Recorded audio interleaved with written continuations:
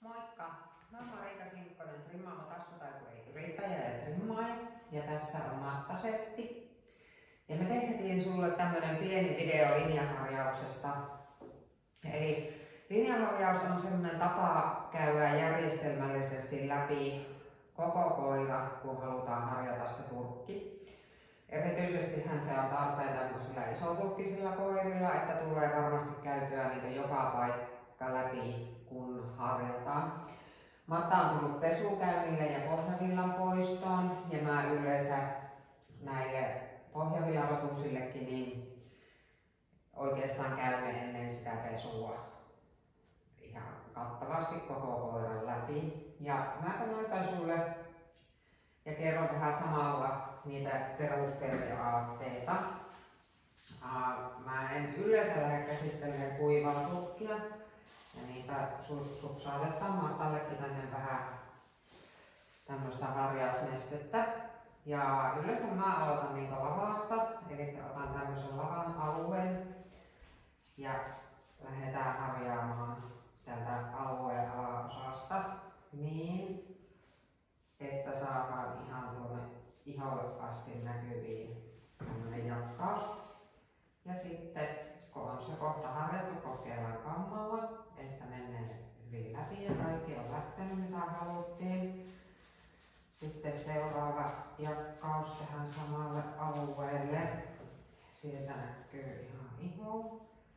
Ja kammalla kokeillaan, että kaikki lähtee. Sitten seuraava.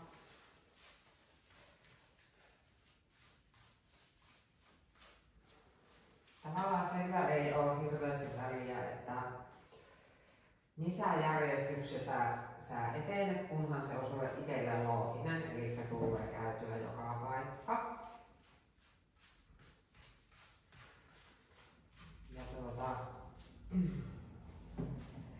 tämä kampaamisen merkityshän on se, että silloin kun sä käyt tällä kammalla läpi näin ihan vaikka nostelemalla tätä turkkia, niin sä tiedät, että et oo erehtynyt vaan kampaamaan sen turkin pintaa, vaan se on käyty niinkö kunnolla.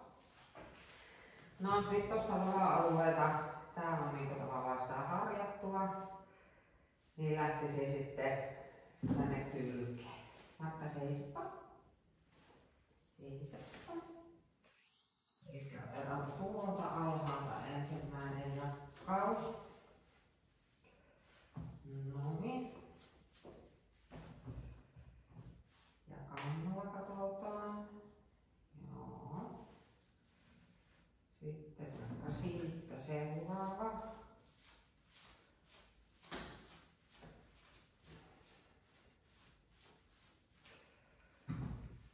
Ja Matta käy aika säännöllisesti pesulla täällä, että tää ei mikään ihan mahoton sitten olekaan. Tämä turkki. Ja taas täältä ihan ylhäältä. Ja kammalla katsotaan.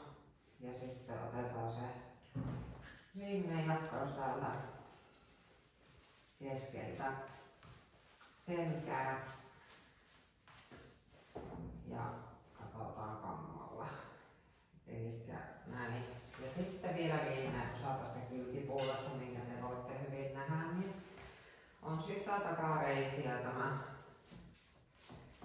Ja tämähän nyt näyttää helpolta heinänteko, kun turki ei ole kauhean huonossa kunnossa, vaan että tää on hyvinkin kohtuullisesti saa tehtyä nämä jakaukset.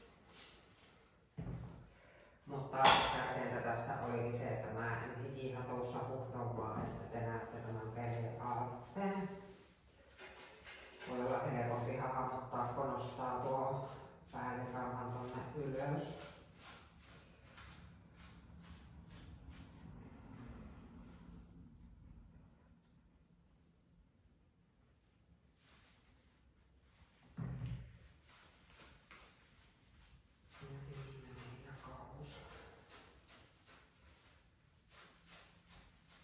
Innostuin nyt vähän tälle levittämään tätä aluetta, joka kerros mitä olin ajatellut.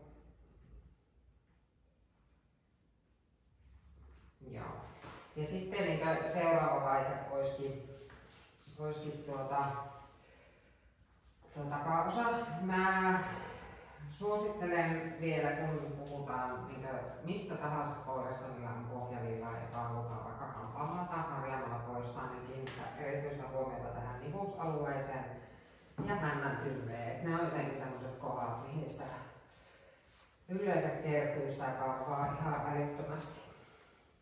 Mutta näin kun me toimitaan, sit voitais mennä tosiaan tää takaosa seuraavaksi molemmin puolin. Ja sitten toinen kylkilavasta asti ja sitten voisi vielä käydä tämän keskiselän niin erikseen. Ja tietysti rinnan käyn aina myös niin omana osa-alueena. Niin kun sä työstät sitä turkkia osissa, niin on helpompi tavallaan saada se alue kokonaan käytyä kunnolla, kun se ei ole niin koko koira. Et jos hyppii niin vähän sinne tänne ja ottaa täältä vähän selästä ja sitten vaikka täältä ja milloin missäkin, niin sitten saattaa olla, että joku kohta vaikka maha-alunen tai joku jää tekemättä kokonaan. Ja tosiaan suosin noita karsaharjoja, kun ne on yleensä semmosia, että niillä lähtee hyvin irroteltavaa karvaa, mutta jos on näyttelykoirista kysymys, niin silloinhan voi olla parempi käyttää vaan ihan harjaa. Mutta toivon, että saitte tästä jotain ideaa ja kokeilkaa, opetelkaa sitä omaa koiraa ja totuttakaa se siihen, että näin toimitaan ja tosiaan ei maksaheta siihen, että harjataan vaan tätä pintaa, tai kampoillaan vaan tätä pintaa, vaan se, että se pitää olla niin käytynä, että sä saat myös sen koiran ihon sieltä näkyy. Tässäpä tämän päivän tietoisku, moikka!